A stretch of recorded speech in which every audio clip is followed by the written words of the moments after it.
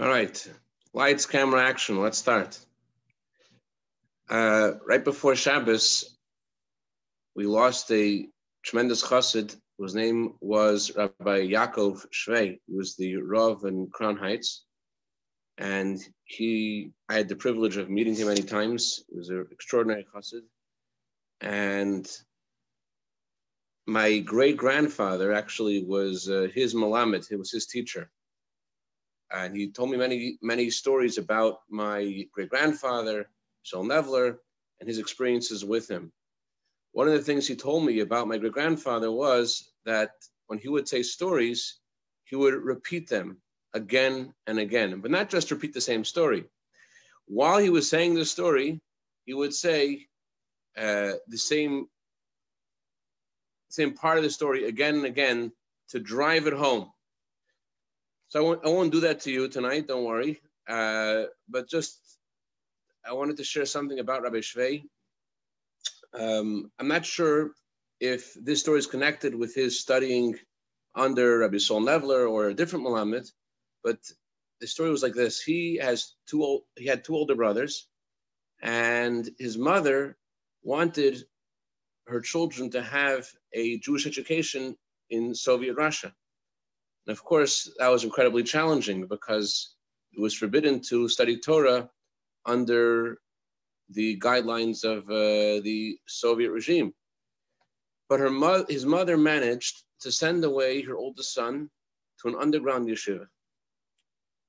And she managed to send away her second son also, a chassid who was traveling, and he agreed to take her son despite the risk. And now her third son, Yankel, was growing older, and it was time for him to join the yeshiva. But the difference between this child and the others was that he was a little bit more attached. He was the youngest boy, a little bit too attached to his mother to think about departing and leaving off to the yeshiva. He says, "Mommy, you need to come with me. I can't go away from you." So his mother promised him, "I'm going to come soon. I'm going to come soon. You go, and I'm coming soon." So he goes off with his chassid, who posed as his father. Actually, his father wasn't home for years. And I think, if I remember correctly, his father was sent to labor camps because of his activity in spreading Yiddishkeit. And Rabbi Yaakov Shvei went to this yeshiva, and his mother couldn't afford a ticket to come immediately, but she hired herself as a housekeeper and worked in many different houses until she was finally able to earn enough money. I'm not sure how long it took. Either it took weeks or months, I don't remember. And eventually she had enough money to get a ticket and go to this town where there was a Hasidic underground yeshiva. The problem was, being an underground yeshiva, even among the Hasidim, the address wasn't really known, and it wasn't going to be too easy to find out where to go. So she had a little bit of trepidation stepping off the train onto the platform in the city where this yeshiva was. But no sooner as she stepped onto the platform, she heard a cry, "Mame, mame." She turns around and she sees there's Yankel. "Yankel, what are you doing here?" He says, "Mame, you said you're coming soon. So every day when the train arrived, I would be here because I knew you were going to come. The other boys said that your mommy's not coming because I came here every day and you weren't here. But I told them that my mommy only says the emes. My mommy only says the truth." The Rabbi Shvei would talk about the story, and it's about the idea of faithfulness to a Rebbe and a tzaddik, and faithfulness in Hashem, and faithfulness in Torah, and faithfulness in our Yiddishkeit. And just as a child trusts his parents, so too a Jew has to have an open and full heart and total trust in Hashem, in Torah, and Yiddishkeit, without holding back at all. This is very consonant with tonight. Tonight is the birthday of the Reb Maharash, the fourth Rebbe of Chabad, who taught l'chatchila riber. He said, the world says that when there's an obstacle, you should try to jump over the obstacle. But I said the Rabbi Marash, said the Rabbi Marash, you should go straight over. In other words, for a Jew, for neshama, there are no obstacles. It's kind of like Shabbos. On Shabbos, you're not allowed to work. And before Shabbos, you're working on various different things. You want to accomplish A, B, and C. And then Shabbos comes and it's all taken care of. The Talmud tells us on Shabbos, Kol malachtecha asiyah. You have to view all your work as if it's done. And it doesn't mean that you're missing anything. The fact that you're not working doesn't mean that you're harried and worried and frenzied. It's all taken care of. So on the one hand, you're not working at all. On the other hand, not only do you have your needs, on Shabbos you're supposed to enjoy and have more food and more drink and be in a state of total tranquility without any work whatsoever, yet in a state of total tranquility. That's a chatchila riber, to be totally above the constraints of the physical, with absolute trust in God, without any reservation whatsoever. Rabbi Shvei told me that my great-grandfather would often repeat a story about a man whose name was Avremke Zhebener.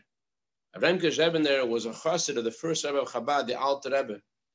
And he was saying Shema Yisrael, and he got up to the words, Hashem Echad, God is one.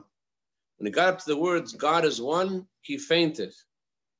So Rabbi Sol Nevler would say, why did he faint? And he said it 20 times. He said Hashem Echad and he fainted. Why did you think he fainted when he said Hashem Echad? He said Hashem Echad and he fainted. Why did he faint? And he answered, because his physical brain, his brain felt the oneness of Hashem. It was a truth. It wasn't just a truth of his soul. It's something that he felt as a human being here in this world. Hashem Echad, all there is one. Above and beyond the limitations of nature, the truth of Hashem, and therefore he chalished. That's what the Rebbe Marash taught. And this idea was not just something that the Rebbe Marash developed as a Rebbe. I want to share with you one more story about the Rebbe Marash, which highlights how, even as a child, he had this connection to the Chatchila Rebbe. There was a chassid of his father, the Tzemach Tzedek, who I heard the following story from Rabbi Mendel Abkovsky al-Shom. There was a chassid of the Tzemach Tzedek who was a contractor who was working for the Russian army, and he had made the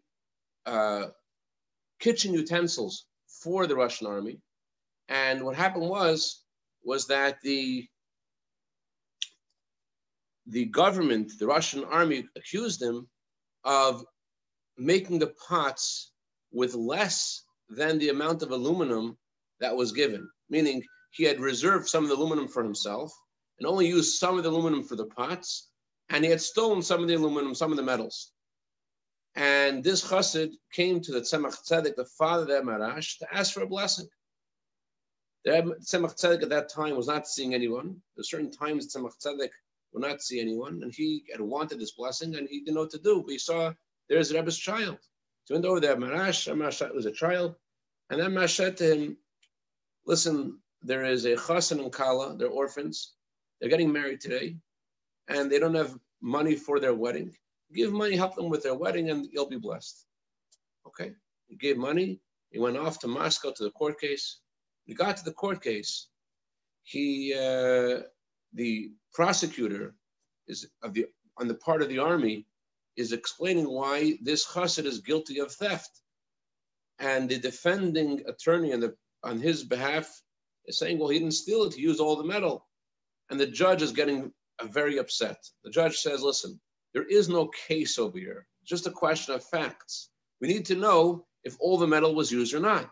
And therefore, all we need to do is measure the pots, and we'll see if the pots are according to the measurement that he was given. The pots were 70-gallon pots, and they were weighed, and instead of there being 70 gallons, there were 100 gallons. And the judge was very upset. The judge screamed at the attorney of the army, and he said, what are you doing over here?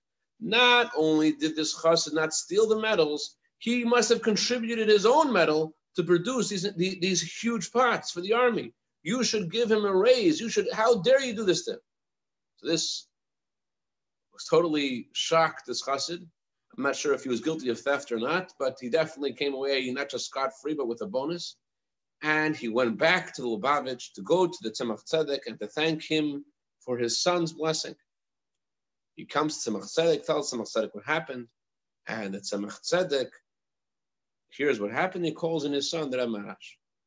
Tzemach Tzedek asked his son, tell me, what happened over here? So Rabbi Marash said, it was divine providence. He needed a blessing for the court case. The Chas and Kala needed money for their wedding. So by divine providence, his tzedakah would be assistance for his plight. So the Tzemach Tzedek asked the Marash, but what about the pots? How do they weigh so much, in other words? So the Marash said, so I put the chasen and the kala in the pot. Don't ask me exactly what that means. All I know about that is that I don't know what it means. It's something otherworldly, a miracle of the Marash. The theme of the Chatchila Riber, the theme of there are no limitations, there are no boundaries for a Jew, is something that we have to live with all the time. And especially when you see that there are challenges. A friend of mine put it this way: when you see a challenge, it's God's way of saying to you that you could jump higher than you thought you could till now. So as we enter the new week and we enter the birthday of Eb Marash, whose mazel shines tonight, we are empowered to begin the new week. Torah, there's a custom many Jews have. They begin their week with singing a song, Al Tira Avdi Yaakov, not be afraid, Yaakov. So this is not just not to be afraid, but to go with simcha, with gladness of heart, into the new week towards Yerushalayim, towards Mashiach, with simcha, to go l'chatchila riber, straight over all the obstacles. L'chaim, l'chaim, a good davach, a freilich avach. Amen. Thank you.